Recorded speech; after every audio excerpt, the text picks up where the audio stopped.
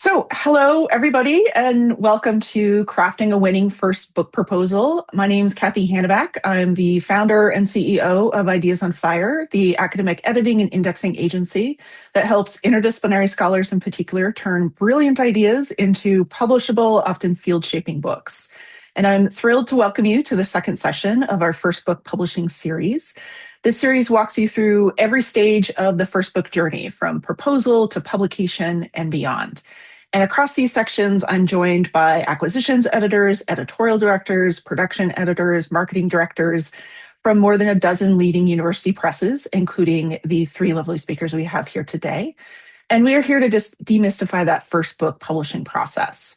So at Ideas on Fire, we've helped hundreds of scholars refine their book proposals and book manuscripts, strengthen their arguments, and bring those books into the world. And we know how much thought and care goes into first books in particular, and we really love helping folks navigate this process. If any of you have questions for our speakers during this webinar, you can click the Q&A button at the bottom of your screen to submit them, and there'll be time at the end of our session today for us to turn to some of those questions. So without further ado, I'm really excited to welcome our speakers today. We have Sarah Cohen, who's the editorial director of the University of Michigan Press. We have Alyssa Napier, who's an acquisitions editor at Columbia University Press. We have Noah Springer, who's an acquisitions editor at MIT Press.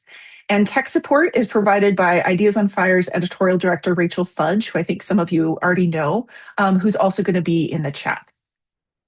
So to get started, I want to review some of the basic elements of a book proposal and then turn to how proposals are handled at the presses that our different speakers represent.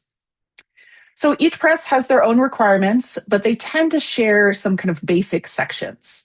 So in general, a book proposal includes a brief overview of the book, which includes the main argument, the methodology that you used, and the stakes of the project. It also includes a description of the audience and the market for the book, and we'll be talking a little bit more specifically about that in a minute. A comparative title section, sometimes called comps, and that section identifies similar books that are already in the market and explains how your book provides something unique that audiences will buy alongside or perhaps instead of some of those other titles. It also includes chapter summaries. They're usually about a paragraph each. And then finally, it has a logistics section. That lists the total manuscript word count, the date the full manuscript will be ready for submission, the number and the type of figures or images that you want to include, along with any necessary copyright permissions that you need to print those, and any other kind of relevant structural elements often goes in that section. So with those major book proposal elements in mind, our focus today is really on the real world process. What acquisitions editors look for in proposals, what makes a proposal stand out to them, and how authors can position their projects for success. So I'd love to start with what catches your attention as acquisitions editors. You all read, obviously, a lot of book proposals. What makes a project description for a first book stand out to you? For me, it's really, you just basically described the brief overview section as having to include the argument methods, and stakes. And for me, what I really want to see is I want to see that within the first two paragraphs of the proposal. I want to see a clear, concise description that includes those details because we are all super busy. And I don't know about Noah and Alyssa, but I can usually tell I can often tell within the first sentence if I'm going to keep going. But within those first two paragraphs, if I'm not engaged, I'm not going to keep going. So some people like to open with an anecdote, and I get that. But if you're going to open with an anecdote, keep it short and then kind of get to the meat of the proposal. Yeah, I'll follow on that. And I'll go to later in the process when we're writing book copy. There's always a one-liner that's at the top of the copy, right? That's a sentence, maybe two. And if I can envision the one-liner pretty clearly from that opening paragraph of your proposal, that immediately draws me in more than something that becomes long-winded, sort of, because we're going to need that one-liner down the line. So I want to know that that's already in your head as what's happening, and so that's something that always definitely catches my mind. I think that's right. Really early, really quick. I can often sometimes tell even from the pitch that you sent in the email rather than the proposal itself if that is starting to feel too much. You want that initial pitch to be really tight as well, and make sure that it's just like boom, punchy there. Unique selling propositions, to use business terminology, things like that. Yeah, and just following up on what folks have said, when generally the advice that I give to people about book proposals is that the book proposal should help me, it should make it as easy as possible for me as an editor to talk your book up to the people that I need to convince in my job. So that is, and I think we'll talk about this later, the whole process, all of the gatekeepers, but like I have an internal pitch to get the project approved for peer review. Then I need to convince the peer reviewers to take their time with, with the poor compensation that we give them to read the book. And then I also need to convince the faculty committee. So if you can make all what Sarah and Noah have said, make it as obvious as possible why your book is a good fit for our press, a contribution to the field, something that's exciting for people in the field to want to read and know more about. And also have as like all of the relevant information so that when I'm making the pitch, I can explain what your book is to people. That's just, it gives me a sense of relief. Like, yes, I know what this project is really immediately. I think helping me be an advocate for your book, that's how I encourage people to think about their book proposal. I think that's a great way to explain it. Help me help you, essentially, right? Like, and pointing out that you have to pitch the book to other people. It's not just the author pitching it to you. Do you find that any of you find that authors struggle with that kind of short and sweet elevator pitch moment, that line at the top, or, even the spoken version of it? Describe your project in a sentence or two sentences. Do you find that that's sometimes more challenging than the longer description portions? Yeah, I definitely think so. I think it comes from academic writing. And how you're trained to write as an academic. So I got a PhD years ago, and now I write for a little magazine. And the transition from writing for a PhD to writing for a general audience is just a completely different process, and a different way of thinking about things. And you know, one of the things that's here, we'll talk about this as well, is argument becomes super, super important when you're talking about a book, especially when you're translating a dissertation to a book. I'm often finding that the argument I get a lot of times, which is something that turns me off pretty heavily, is the idea that um, there's a space in the research. There's a gap in the research. Now that's an argument for a research agenda.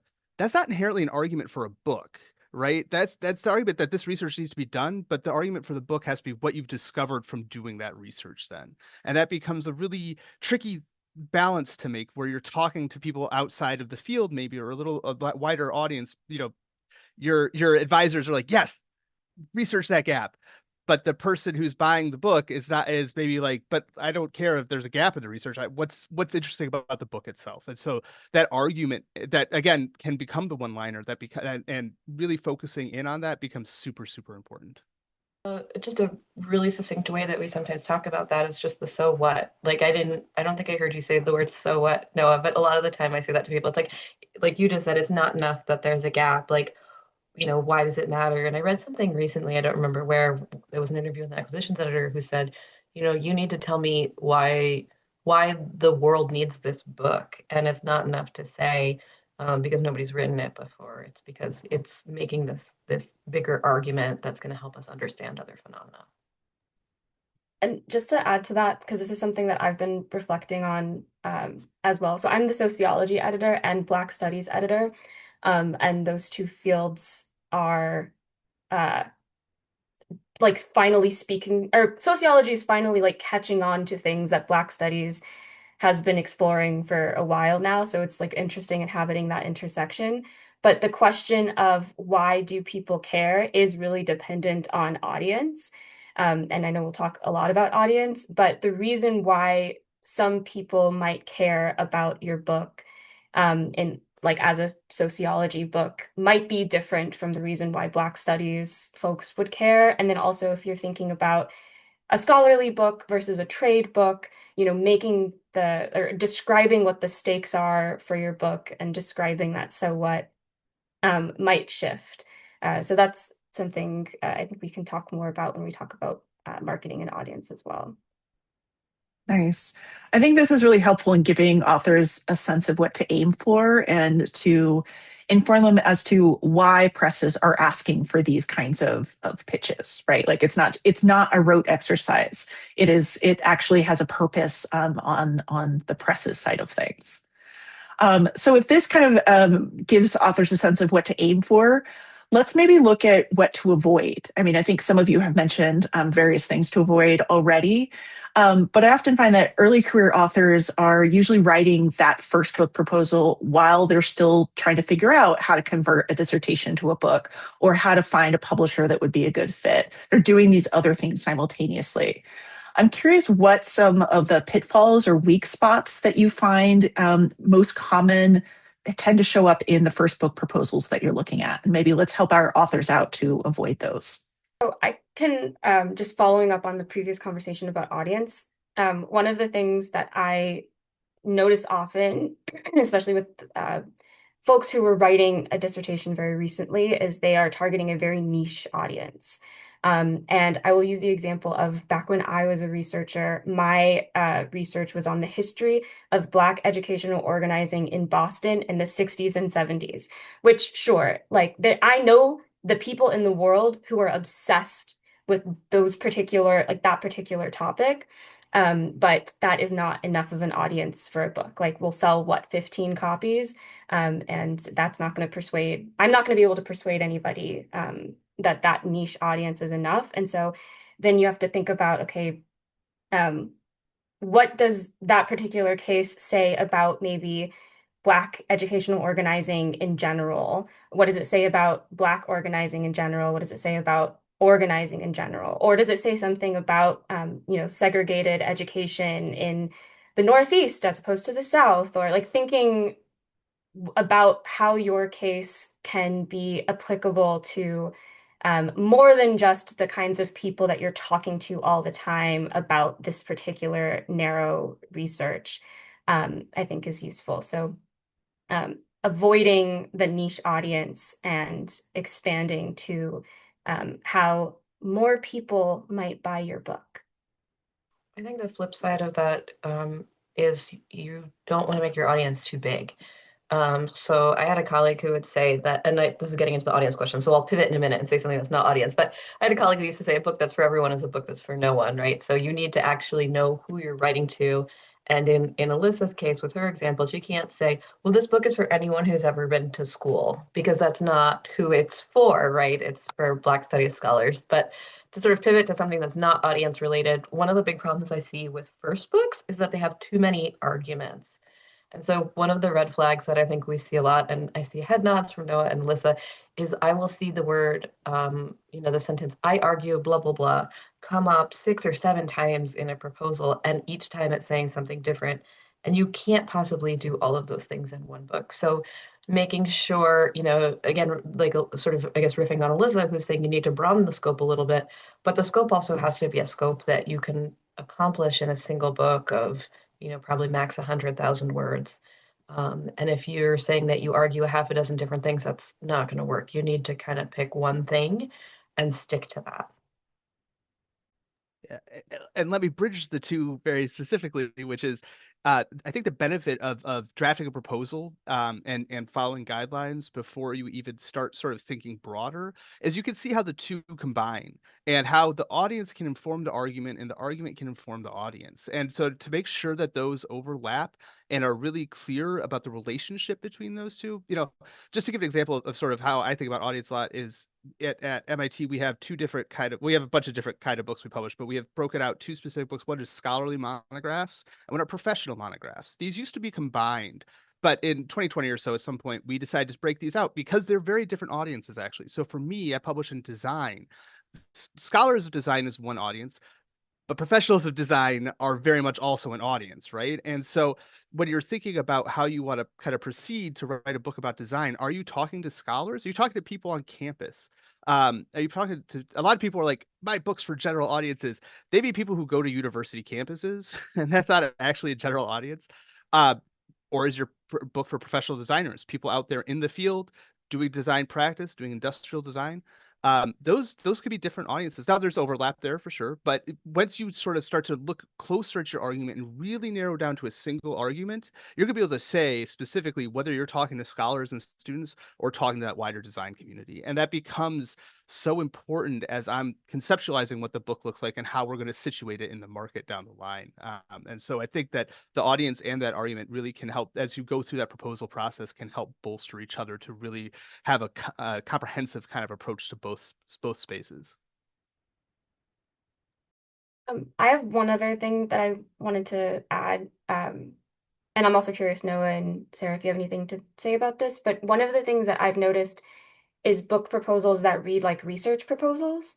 So a book proposal is a very specific genre of writing that I don't think many people get training on, but I think especially in academic programs, you have a lot of experience writing research proposals. And so I will see that genre leak into the book proposal genre.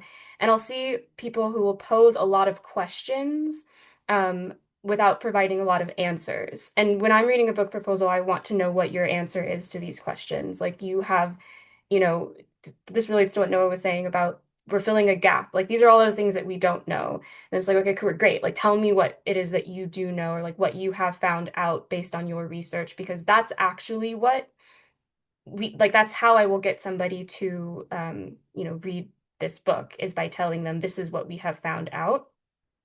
And so one of the things that I will often advise people when I'm advising them on revising their proposal is like taking a look at any sentence that says, I will examine how people do X, Y, and Z, and then just actually writing how people do those things. So if you have how anywhere, or even why, like these sort of questions, really dialing in on that and being explicit, like writing out, well, this is actually how or why, based on what I found. I think that's great advice and really concrete, right? I think that's easy for scholars to be able to look at an existing draft and being like, oh, I do in fact have a lot of research questions in here, which were great in the research phase. They're great in the dissertation phase. They're great in the earlier stages. But as you're all, I think, pointing out in different ways, the book is your answer to those really fantastic research questions because that's what audiences want to read. I think, obviously we've been talking a lot about audience. It's kind of impossible not to. The whole premise of a book proposal is to connect with audiences of various sorts. So let's maybe turn to audience more directly. And I do find that when I'm working with authors on their book proposals, the audience and the market section, those are the most anxiety producing sections for most authors. Part of that, I think, has to do with graduate school doesn't train you much to think in terms of audience, right? Because the audience for a dissertation is literally your committee. That's it. Those 5 people. You want them to sign the piece of paper to say, yes, you can have a PhD. And that makes for a successful dissertation. Obviously, the audience for a book is extraordinarily different. So what are some of the recommendations you would have for helping authors write that audience and market section, particularly for projects that are interdisciplinary or that cross-disciplinary backgrounds? Well, I can start and say that, most of the books that I do are scholarly monographs. I do some trade books. And at Michigan, when we're thinking about audience, one of the things we're thinking about is what conferences will we take this book to? And I think some other presses do that too, in my experience. And so one of the things that might be helpful if it's a more scholarly book and you're trying to figure out who your audience is, even if it's interdisciplinary, like I wrote in my notes, like you're doing a book about musical theater, right? Just, I'm not going to give you a more focused argument than that, but if you're doing a book on musical theater, it's something that like might travel to the musicology meeting. It's something that could also travel to the theater meetings. If it's about American musical theater and it's looking at, gender, ethnicity, race, maybe it goes to American studies. So one of the things that might be helpful, one of the ways to approach it would be, what are the conferences either that I go to that I think this book would be good for, or what are the conferences that publishers might go to that this book might be good for? I think also that when you're thinking about the market, thinking about your comps at the same time becomes helpful, because what I'm looking for when I'm looking at comps is I'm looking at what are the other books in the space that you're looking to talk to. And then I'm also looking at how well they've sold. So I'm looking at Nielsen BookScan, which we have access to, and looking at has the comp you're looking at sold 17,000 copies? That's amazing. That's a big market. Has the comp you sold 5 copies? That's less big. That's not a deal breaker inherently, but it helps me start to kind of think about where this book will end up being situated. And then also in terms of the market, showing how it fits into the list that I'm working on. So when you're doing your comps, I'll make sure you're giving press centric comps as well as external comps, because I want to know in terms of the audiences that I'm trying to hit and sort of the market space that exists there, where does that work? So when you're, especially if we're trying to break into a new market, which could be a tricky sort of thing to do, when I'm envisioning what that market is that you're trying to break into, how does this book line up to that? How does that audience, where does that audience live? Where do they buy books? Hopefully. But that's ends up being a big question, because there's big audiences out there who aren't going to buy books. That's just the case. And even large platforms, you have a certain amount of thousands of followers on social media, that doesn't inherently translate into book sales necessarily either. So there's all sorts of things that we're kind of looking at when we're looking at what audience looks like. But making with comps that are especially current contemporary comps, your comp can be, even if it's for 2020, that's starting to feel a bit old. The book market's changed a lot in the last 5 years. So being able to show what the market looks like now with the comps, that really becomes an important kind of related dynamic within the proposal. Yeah, I love does this audience actually buy books is so important. Um, because you can write a great book for an audience that only cares about journal articles, or, just aren't book readers. I have another few questions to ask yourself that might be helpful. What journals do you want your books to be reviewed in? Like thinking about the journals that you read, thinking about the journals that you think, like in your field, would be good signalers that your book has done a good job. What kinds of courses do you think your book would be a good fit for in terms of the syllabi? That might be helpful for interdisciplinary scholars. Like if you can imagine different courses in different disciplines and fields, picking up your book. You don't want to go too broad with that, but this in terms of brainstorming and thinking about like getting more specific about audience. And then like just as a sneak peek, so Columbia University Press's marketing questionnaire is on our website and it's available for anybody. And so it might help for people to take a look at a press's marketing questionnaire if that's available and see the kinds of categories that they are asking about. So they're going to be asking about journals and conferences and these kinds of things. And I know for Columbia, like our marketing questionnaire, we say like these are the conferences that we exhibit at. Highlight the ones that are right for you. So then that can help you even get even more specificity on, and, figuring out like if the main conference that you go to is not listed in there, then, you might have questions about whether or not we're the right fit for you. But it's like, this is the ways in which this press is having a conversation about marketing an audience. And so you can kind of get ahead a little bit on how you have that conversation if that's available. And if I can just quickly articulate something that I think we're all implying, but that I don't think any of us have said out loud yet. Your book proposal is a marketing document. It's like, and that's one of the reasons that it's so different from a research proposal, that it's different from the intro to your book, right? I see a lot of people who cut and paste chunks of their book intro into the proposal.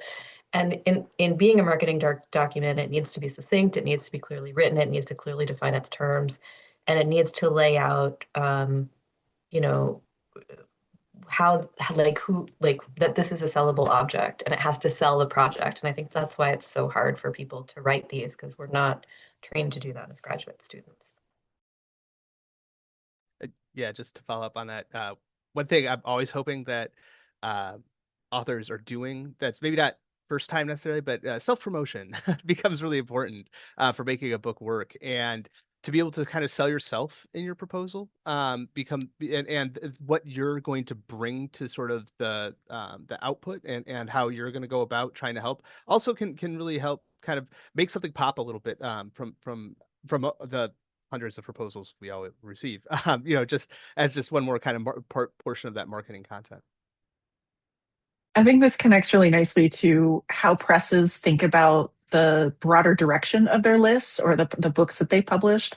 Because, of course, you've cultivated this audience as a publisher over many, many decades, and acquisitions editors have in particular as well. And so getting authors to tap into that broader audience that the press has cultivated or the acquisitions editor has cultivated with their list might be one, kind of concrete way into this question.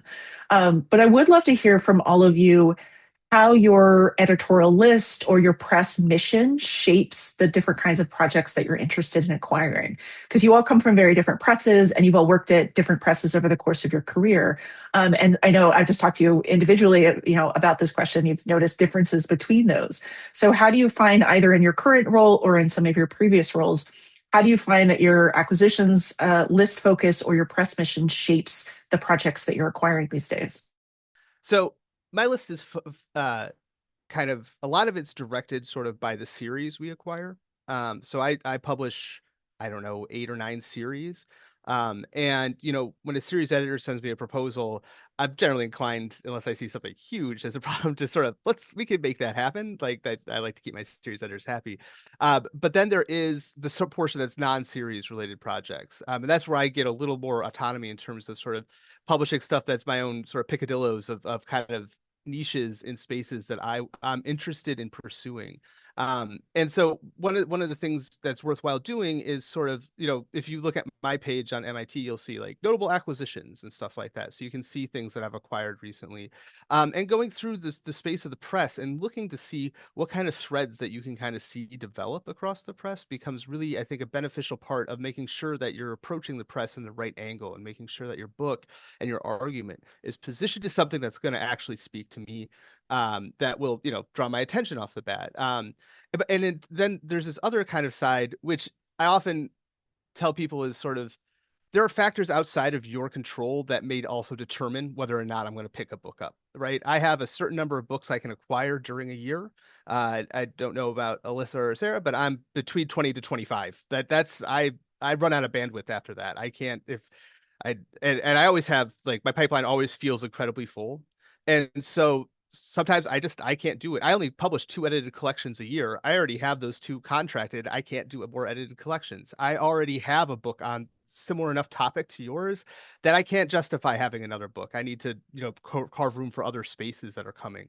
And so, and there's also types of books we publish, right? I talked about scholarly books. I have a certain amount of scholarly books I'm supposed to publish, and a certain amount of trade books I'm supposed to publish, and a certain amount of professional books. And so I'm trying to always balance those kind of angles as well. And so sometimes the fact is, I just don't have space for it, but sometimes you could make a compelling enough argument that I will have to figure out a way to make space for it. And so that's where it comes back to, like, that main argument and that main drive. But all those other kind of institutional factors start to play into whether or not I can publish the book. And so getting past those can sometimes be a bit tricky.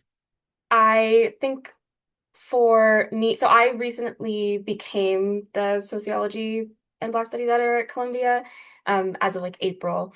So right now I am doing a lot of thinking about how can we retain the strengths of the list built by, my predecessor, while also trying to put my own stamp on the list based on what I'm particularly interested in. And so I am in a position where I'm like trying things. And I think the later question we're going to be asked about the process. But part of my process, or part of the Columbia University Press process, is we have an internal pitch meeting where we get projects approved for peer review, which means that my colleagues in the acquisitions department, and representatives from sales and publicity are all going to have to hear my pitch for a book. And part of that pitch is me explaining, how does this project take the list where I want it to go? But also, how does this build on the strengths of the past list? And how is this project like in alignment with my colleagues' list? So, my colleague Stephen Wesley has a series called Race, Inequality, and Public Health. And so if I get a project that's on like the sociology of public health or sociology of medicine or anthropology of medicine project, then it's very persuasive for me to be able to say, well, this is synergistically related to the stuff that Stephen has going on. This is a strength of ours. This is something our publicity department knows how to promote, those kinds of things. So every project that I get in, I am necessarily thinking about how it fits in with the larger press, because that's something that my colleagues are going to want to know when I pitch them in that meeting. For me, so I don't do as many books as Noah and Alyssa anymore because I'm editorial director, but I still acquire about a dozen books a year, and I do theater, performance studies, music, and dance, which is a lot of areas to only get to do 12 books in. So I'm actually probably going to do more than that. But anyway, my personal acquisitions kind of orbit around a question. So in the same way that, scholars have research questions that they're asking with their work, I think acquisitions editors have questions that they ask with their acquisitions. And I was able, because I do performing arts, I was able to come up with kind of like one question that I think stretches across all those. And I've been articulating it as like, how do the arts respond to and enact politics? And so my hope is that if you looked at our performing arts catalog, the performing arts section of our catalog, you'll be like, oh yeah, this seems to be what's connecting all these works. And that doesn't mean that I don't sometimes, go off road and acquire other stuff that's personally interesting to me. And I heard Noah talking about that a little bit. It's like, oh yeah, I might go after something that's personally interesting to me that I can kind of shoehorn into this because I'm excited about it. But for the most part, that's what's governing my acquisitions. But in terms of the larger press mission, at Michigan, we're doing 75% of our new scholarly books open access at this point. And so for us, that means, we still want to sell books, of course, but access and like sort of user metrics are a little bit more important than the sales numbers.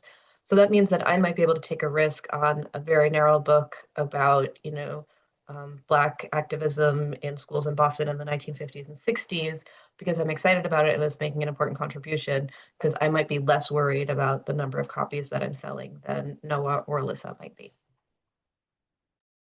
Yeah, thanks for flagging open access, Sarah. So we at MIT, almost all of my scholarly books are open access as well at no cost to authors. And that's one way that we are balancing the mission and the financial realities of nonprofit book publishing. Is that we've been partnering with libraries. It's called Direct to Open is the program. We partner with libraries. They give us funding. We give them some treats. And in return, we're publishing all these scholarly. I think we're doing 80 a year or 80 a season. I think it's 80 a year. 80 a season seems like a bit much. Um, and it's been a really successful program in terms of, we're limiting the print run in that case, but at the same time we're actually selling through those print runs the same way we would before the open access sort of process started. And so that also does allow me to sort of be like, well, the audience isn't necessarily huge, but the impact is what is important for this project. And so, that's balancing that scholarly mission of really publishing important research, even if it's not immediately clear that it's going to sell a bunch of books. And so, yeah, open access, I'm big proponent of. I know Michigan's doing a great job of that too. Yeah, and we borrow a lot from what you all do in terms of our model. We're leading the pack, I think, but yeah, I mean, maybe I'm missing somebody. And we're grateful to have you as a model, so thank you. Well, I miss open access at MIT Press. Sarah, I wanted to say thank you for posing the idea of what are the broader questions you're asking with your acquisitions list. I have to come up with mine because I think that's a really good way of pitching myself as an editor. And one of the things that I wanted to bring up is you can ask, or folks should ask editors about this in person if you see people, or if conferences are virtual. But if you get a chance to talk to an editor, definitely ask them what it is that they care about, because it might not necessarily show up on the books that have recently published, because there's that, 2 or however many year gap between acquisitions and book publishing. So, the kinds of books that are out now are not books that I have acquired. But if you ask me the kinds of books that I'm particularly interested in, I would say, anything that has to do with social movements, activism, Black resistance, Black joy, like archival speculation, like those kinds of things, which are not on the tables that I conference at, but I'm happy to explain what it is that I'm working on. So yes, don't be afraid to ask those kinds of questions. Although my sort of advice would be don't cold email an editor and ask them what they're interested in, because they're probably just going to ignore that email. But if you get a chance to speak to people in person, then that might work a little bit better, and you can tailor your actual pitch email with your book proposal and sample materials and everything. The more that you actually know that an editor is interested in something. Alyssa, would you be more open to hearing from somebody about what you're interested in if they did their homework? By which I mean, like, they, talked to their friends who are in conversation with you, and they said, like, I talked to this scholar who's working with you on this book, and, I've looked at some of the recent publications from the press, and my sense is that you're interested in these questions of social movements, Black joy, etc. And so I'm wondering if you'd be interested in this project that I'm working on. Is that something that might be a better way to approach you, or do you still want to only be approached in person with those kinds of questions? So because I'm a baby editor and I'm like I'm like I say don't necessarily cold email people because I know lots of editors who get, hundreds of emails a day and they're probably just not going to read it. But yes, like especially if you have, I was recently at a seminar from Laura Portwood Stacer, who is like my top recommendation for, she's got a book called The Book Proposal Book and Making Your Manuscript Work. Definitely check her out. But she talked about how when you're writing emails, like cold emails to editors, it's helpful to have some sort of mediator. So some indication, some signal that like there's some kind of personal relationship to that editor. And so, yeah, if you Google me and you're like, this is what Alyssa cares about, and you show that you know that this is what I care about, then yes, that I think that's a great idea. And something that too, that maybe for other editors, if you're like, well, my colleague published a book with you and said that they had a really good experience, we're human beings, we like a little bit of flattery as well. So yeah. But Speak, oh, go ahead. please. I was gonna say, I think my recommendation for the cold email was don't email just to ask what people are interested in, because you're probably not going to get a response. On the flattery side, I had somebody send an email to me and compliment my dissertation, which I'd hoped nobody else would read, and they said it was really good and it connected to their work. That got them an answer from me pretty well. That's I don't know, maybe that's just me, but that I was like, It's oh, not also just you. the research was interesting, and we're setting up a conversation to talk. Like it wasn't anything too complicated, but I was like, oh, that's definitely a winning strategy, I think. I If won't someone respond to people who say that they read my dissertation. That's always a red flag for me. Like, something about me that I don't want you to know. I can't work with you. That is a good point. She was very complimentary, so it did soothe my ego a little bit. I think it might be helpful to turn to some of the questions in the Q&A because they're touching on a lot of things that are showing up in the conversation. One that I think is super great to ask, it is very straightforward and touches on something that several of you have talked about. This person is asking, can you speak to the typical timeline from proposal submission to publication? Obviously, this varies dramatically by press, varies by author, varies by particular project. But in general, with the books that you've worked on, what does that kind of timeline look for you? 3 years, give or take. That's what I was going to say. I'm glad that was the number you pulled out. Yeah, it could be faster, it could be slower, but I would say 3 years is typical. Like I'm working on books, I'm signing books right now that are starting to come out in 2028 and 2029. I mean, I think 3 years would be great. But I think like Columbia's process is a little bit more convoluted than other presses, so it affects the length of time. But basically, I think this was one of the questions that you were going to ask, Kathy. We get a proposal in. I, as an editor, decide whether or not I want to move forward with the process. And then, like I mentioned, that's that internal pitch meeting that has to happen to get approval for peer review. Then we go out for peer review, and then we have to go to a faculty committee meeting to get approval for every single contract. So the faculty committee meets once a month. So we're always doing adjustments for those like gatekeeping steps of how long is it going to take peer reviewers to get back to us? Can we make the faculty committee meeting, stuff like that? And And then we have to, once the full manuscript is written, we go back for another round of peer review and another round of faculty committee approval. And if at any point during that process, there is like a revise and resubmit or something like that, then it can get a little bit lengthier. But I know that at other presses that maybe don't have those approval steps, there's a little bit more flexibility in the timeline where the editor and the author can kind of decide on their deadlines. But yeah, that's what it looks like at Columbia. So that all of that rounds of approval, I think, just adds time to our process. So at Michigan, what we do, we decide independently as editors whether we want to send something out for review. So we don't have to go to a pitch meeting like Alyssa does before something goes out for peer review. But then once the peer reviews are in, we look at them together and decide, what the next steps are going to be. Are we going to offer an advanced contract? Are we going to take this to our faculty board? Are we going to reject this? So that's the first approval. That's an internal approval. A project goes to our faculty board after it's been through all the peer review it's going to go through. And most of the stuff I work on goes through 2 rounds of peer review, like one at the proposal stage, one at a manuscript stage.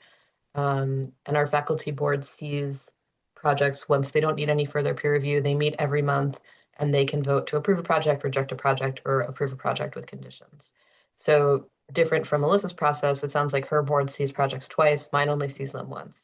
So that allows us to move just a little bit quicker, but so much just depends on the author's timeline and what you have going on and all of the other things that you're doing besides writing this book. And here's a fun one. Very few of my books go see the faculty board. So our approval process looks like this.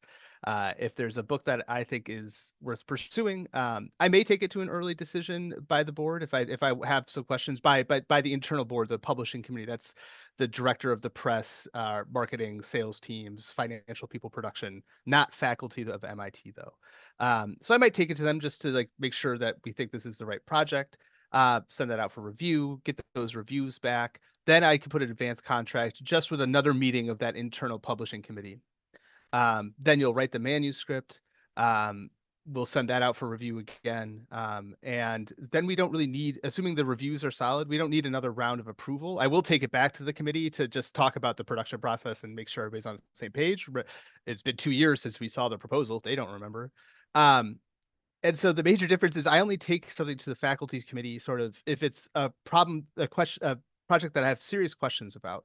The reviews came in mixed. I need a third set of eyes on this. There's a specific, is this the right approach to this?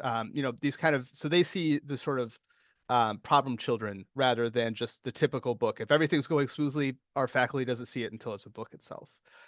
So that's a major difference between MIT and the other boards. It also makes things a little quicker, I think, but don't think that it means that we're publishing books quickly. I want good books, not fast books, because there are no fast books.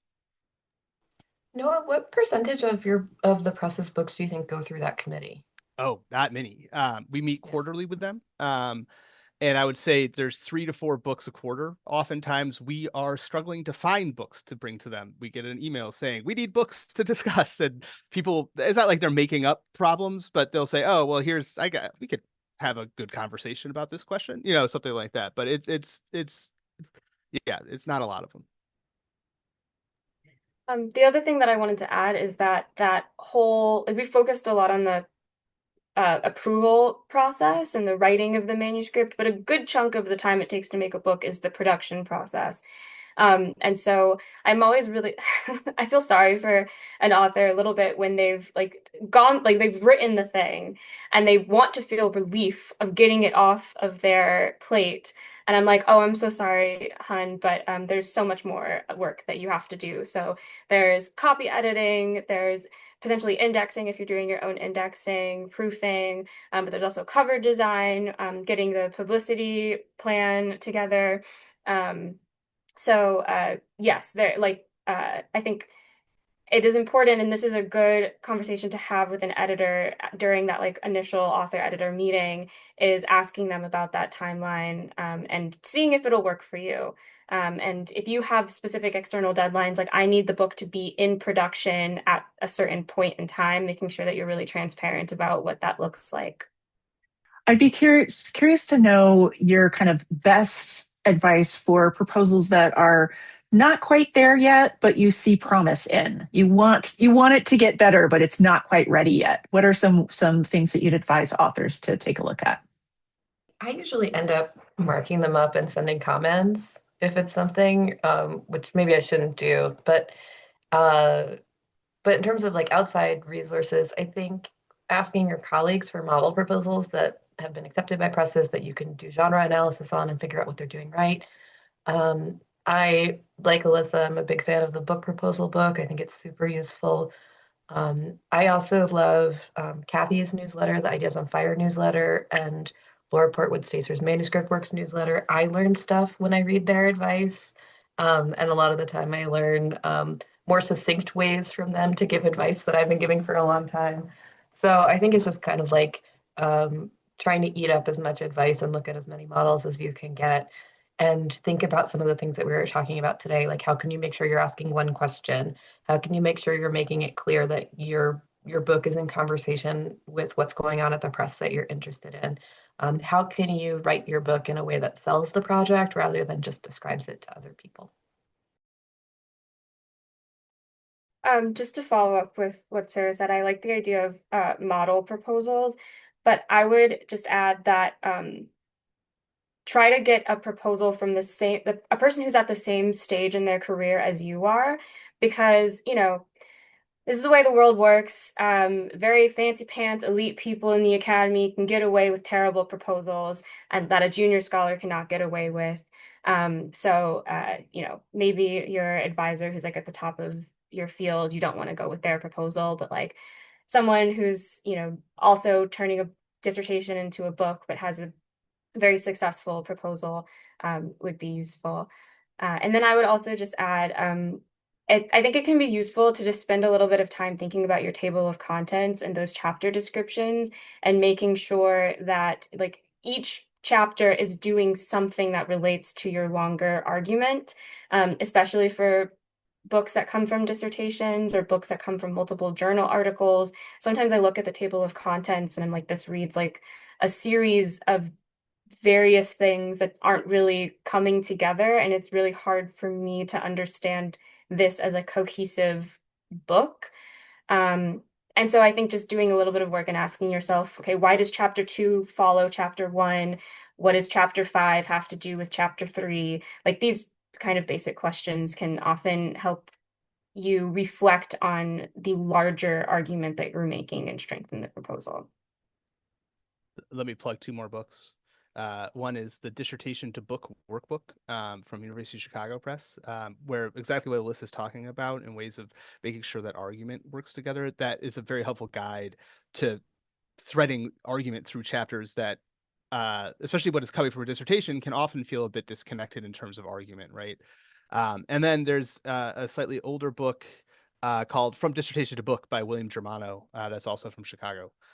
So I think both of those can offer some really productive ways to think about the things that we've been discussing here and how to make that dissertation into something that actually has the audience and the potential to become a book.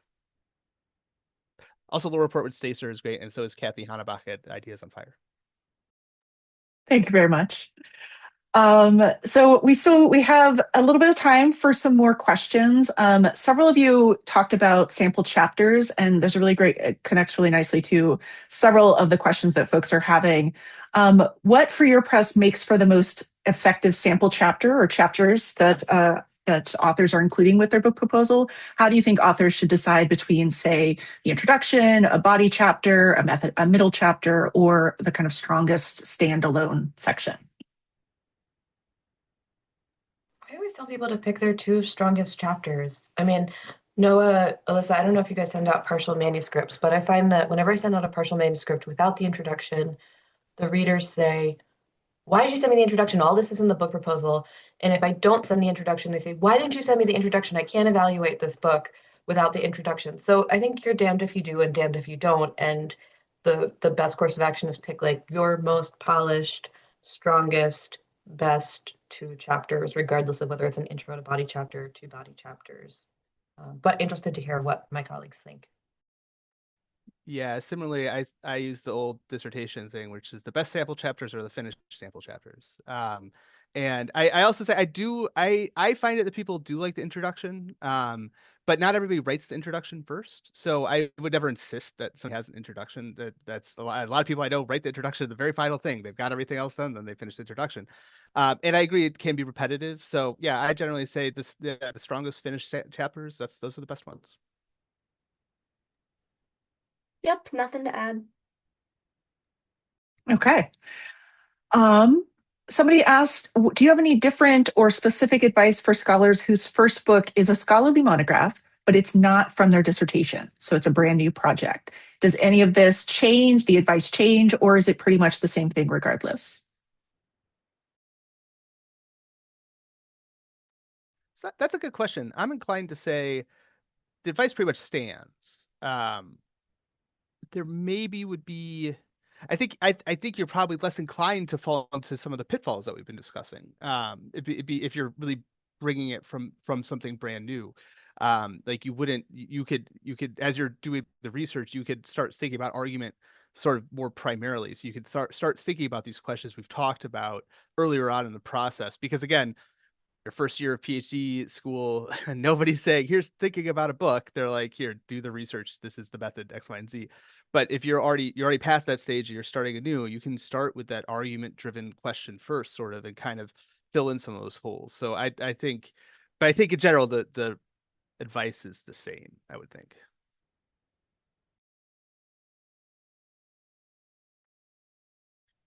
How about the timeliness of a topic? This is something that we talked a little bit about in the first webinar of this series.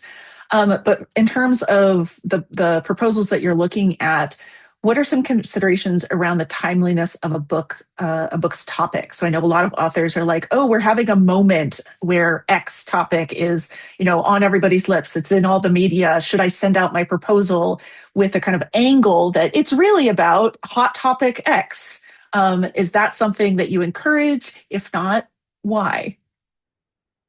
Yeah, I discourage it because I think things change too quickly, especially now, right? I mean, even in between when you send it to me and the week it takes me to get to it, your thing could not be a hot topic anymore. So I think that for my purposes, and then also keep in mind, what Noah was saying, it takes about 3 years to make a book, and in 3 years, nobody's going to care about this.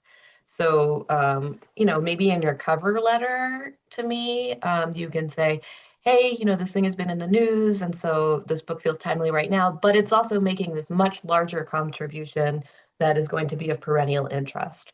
That the cover note might be the place to say it's related to this like hot thing that's going on right now.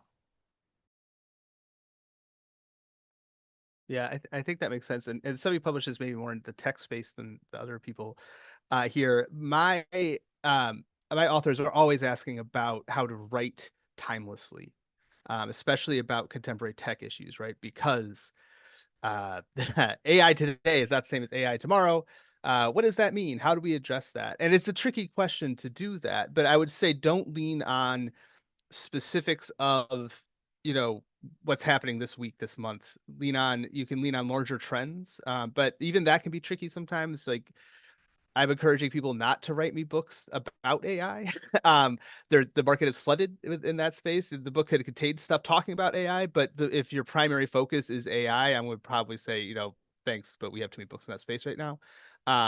So it is a tricky question though, and really it comes down to making sure that as you're writing the book itself, there is a feeling of that larger impact, sort of that Sarah was mentioning, that it's not the hot topic today. It is a hot topic today, but the principles that somebody would take away from the book would apply regardless of when it's written, because the book's going to be on the shelves forever, so theoretically, so you got to always keep that in mind. One thing that I want to add is, especially for that dissertation to book, your dissertation research was like, if you're doing sort of empirical data collection, your data was probably collected a while ago.